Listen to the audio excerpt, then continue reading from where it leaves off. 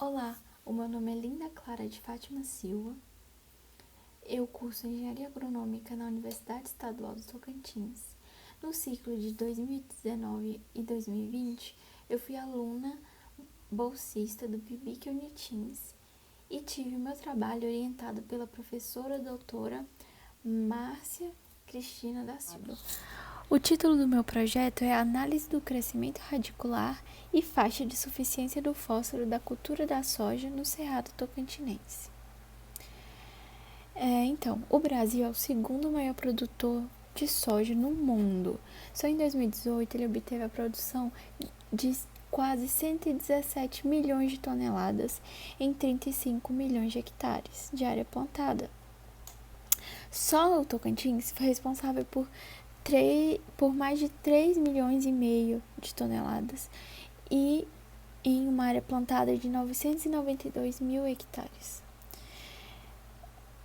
Assim, visto que a soja é uma grande commodity, a nutrição dela, visando melhorar a sua produção, é de suma importância.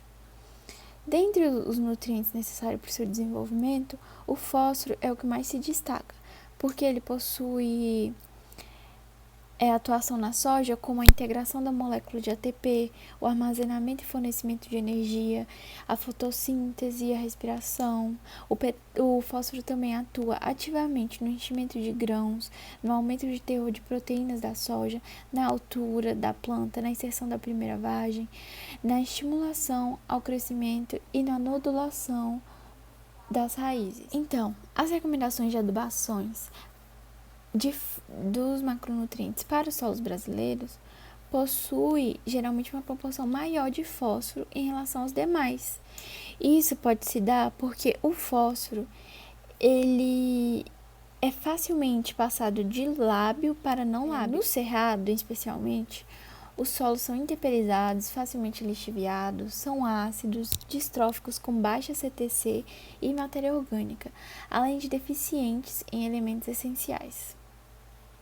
A maioria deste bioma é ocupado por latossolos e neossolos quartzarênicos, tendo o fósforo como nutriente mais limitante da região por causa da sua baixa disponibilidade natural, que também é relacionada à origem do solo, ou seja, ao arenito.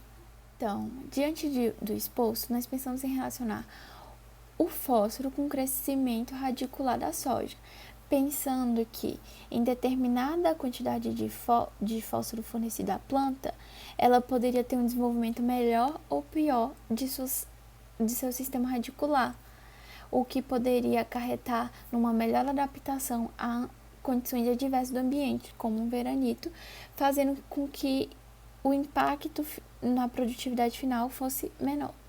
E também nós pensamos em criar faixas de suficiência de fósforo no solo do cerrado para aproveitar com mais eficiência as quantidades de fósforo utilizada, além de economizar no bolso do produtor, também economizaria no meio ambiente, visto que o fósforo provém de fertilizantes finitos.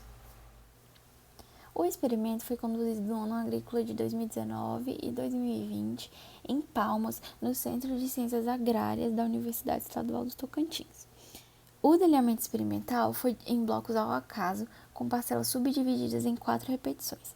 Cada parcela foi composta por 4 linhas de 5 metros de comprimento, e foi, se necessário, desprezar as bordaduras e considerar apenas as 2 linhas centrais como área útil. O plantio foi realizado no dia 16 de 1 de 2020. Nós utilizamos ao cultivar 8579 RSF e Pro da Unigel, com espaçamento de meio metro entre linhas e uma densidade de plantio de 300 mil plantas por hectare.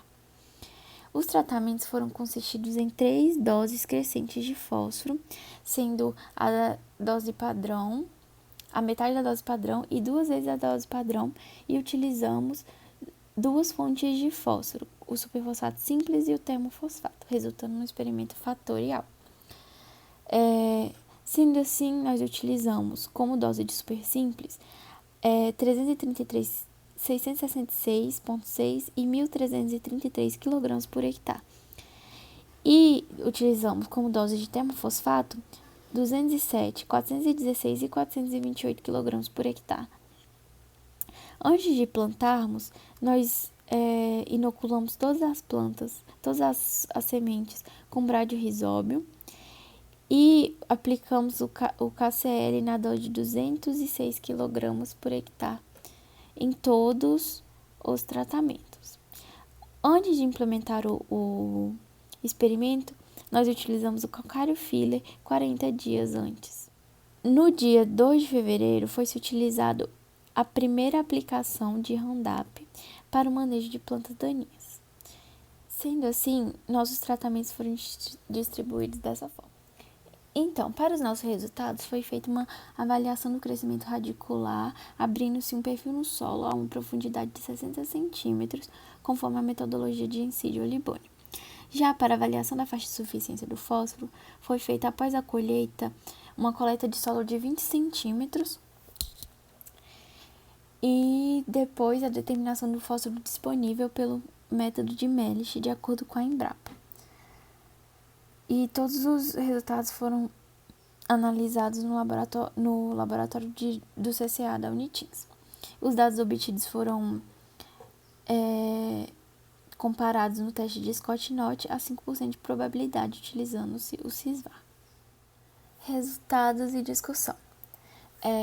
Quanto à densidade de raízes, o que nós pudemos observar foi que onde houve o maior crescimento radicular foi na dose de 100 kg por hectare de fósforo dentro das condições analisadas. Já para a fonte de fósforo, a que se saiu melhor foi a de termofosfato de cálcio. E a profundidade que obteve a maior concentração de raízes foi na camada de 5 a 10 centímetros de solo. Então, aqui nessa tabela, nós podemos observar que a densidade de raízes na dose de 100 kg por hectare, que é esse cinza, foi o melhor desempenho de concentração em todas as profundidades do solo. Porém, aqui na profundidade entre 5 a 10 centímetros, foi onde obteve a sua maior concentração em disparada. Isso pode ter acontecido por quê? Porque nesta camada é onde há a maior disponibilidade de matéria orgânica do solo e o maior potencial de fixação de nitrogênio.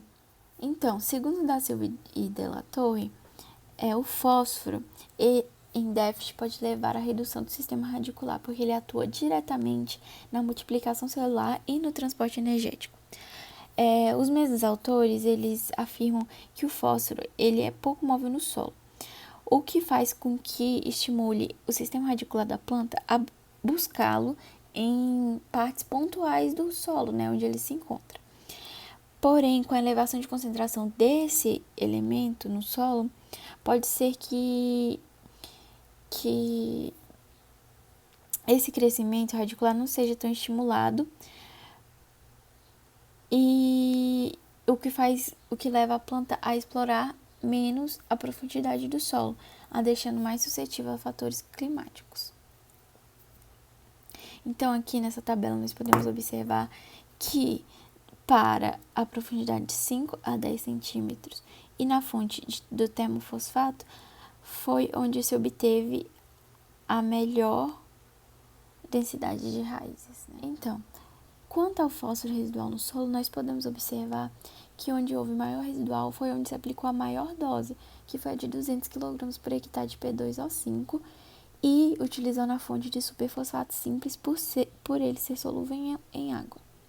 Então, aqui nessa tabela, nós podemos ver essa relação de quanto maior a dose, maior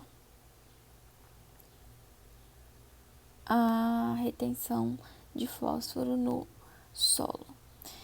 E isso pode ser explicado porque foi-se aplicado uma necessidade maior do que a planta precisava. Então, nós temos aqui as considerações finais do experimento. Para a produtividade, ela foi influenciada diretamente pelas doses de fósforo aplicadas no solo, mas não foi influenciada pelo tipo da fonte de fósforo. Os atributos químicos do solo se mostraram diferentes nos tratamentos utilizados, tanto para a dose quanto para o tipo de fonte. E as densidades das raízes foi influenciada positivamente pelas doses de fósforo.